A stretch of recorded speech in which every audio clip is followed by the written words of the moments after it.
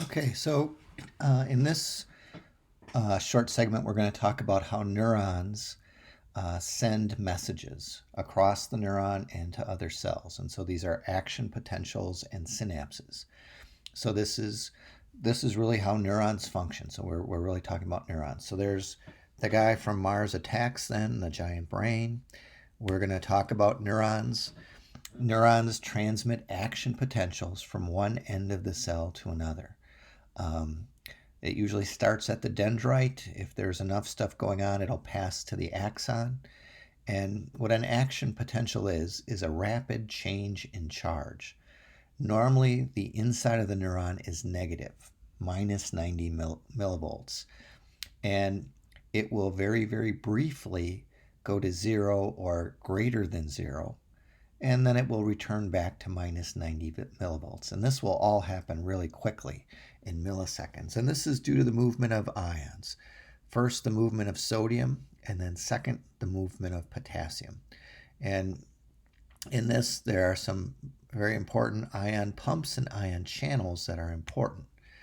We can we show this graph. The graph of an action potential has a depolarization phase and a repolarization phase.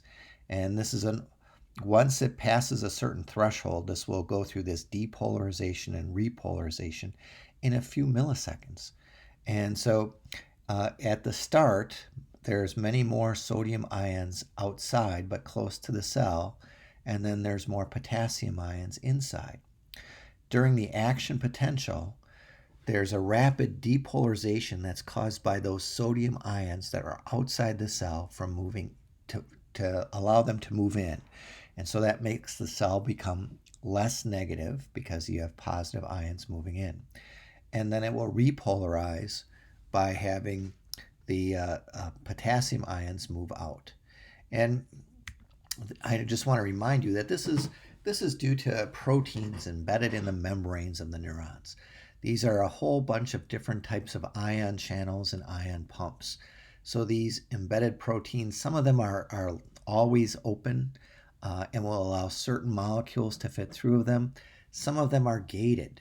And so they only allow certain molecules to go through, but they can be turned open or closed depending on the condition. And in action potentials, these electric signals are set up by an ion pump that pumps sodium out and potassium in. And so that this causes a concentration gradient where you have this more sodium out than potassium in. And so this pump requires the use of ATP. And so it will bind to ATP and take a phosphate off of that. Then it can move 3 sodium ions to the outside. And when it does change that shape to pump them outside, it can also then let 2 potassium come in. And so at that time, it needs to be recharged with new ATP. And so this is one of the ways that gradient of sodium and potassium is set up. The other ways is that the permeability characteristics of the plasma membrane are such that the leak channels allow sodium to leak back out. And so by pumping, or not sodium, potassium leaks out. And so this means that there's more positive ions outside. And then we're going to get into the action potential. That will be the activity of gated ion channels. And I should mention, you can see some of these terms are underlined. And if you go to the PowerPoint and click on those, you can, when you have the PowerPoint set up in the play mode, it'll take you to short videos. I also have videos that are you can link directly to from the Moodle page. Okay, so these axons and dendrites are just parts of cells, and there are ion channels that allow the resting membrane potential and to be that the cell is more negative inside and more positive outside. So that during the active phase of the action potential, there's a depolarization. And what happens here is that sodium channels open. And these are voltage gated ion channels. And so when there's something that changes the voltage past a threshold, these channels open briefly. Sodium quickly enters the cell and the cell depolarizes. At the same time this is happening, there are other ion channels that are slower. These slower channels are voltage-gated potassium channels. And so they're slower, and by the time the voltage-gated sodium channels start closing, the voltage-gated potassium channels open. And potassium diffuses out of the cell so that the cell returns back to a negative charge. Okay, and it'll actually, more potassium will diffuse out, so briefly the cell will be hyperpolarized. So the action potential is due to voltage-gated ion channels. First sodium, then potassium.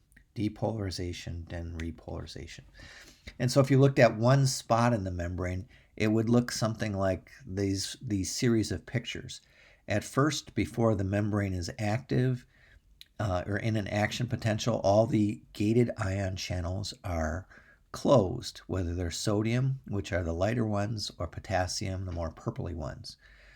When an action potential comes by, the sodium channels start to open, and they open fast.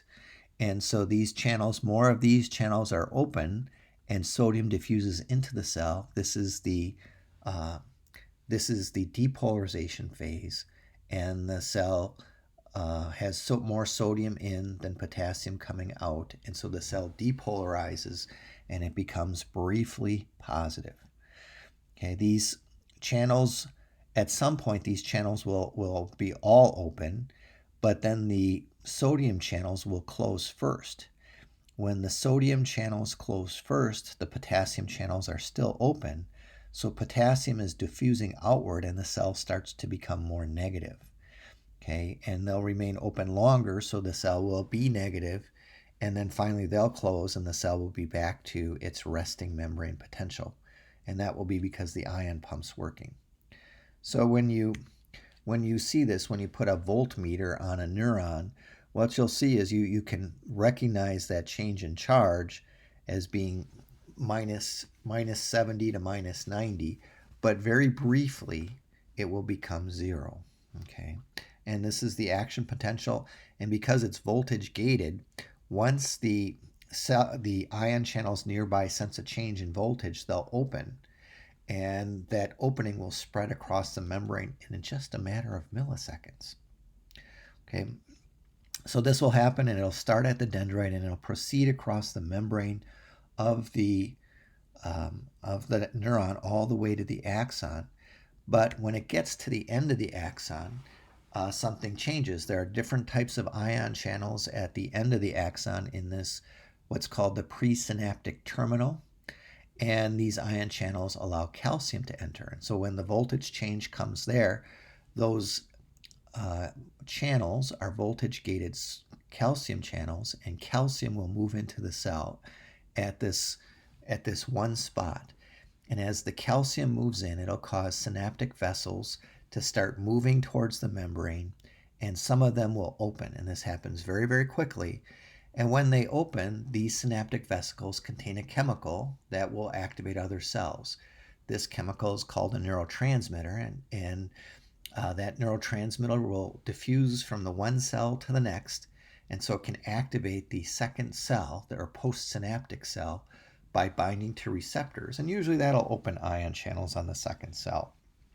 And so those channels will only open when there's a specific chemicals present. They're not voltage sensitive.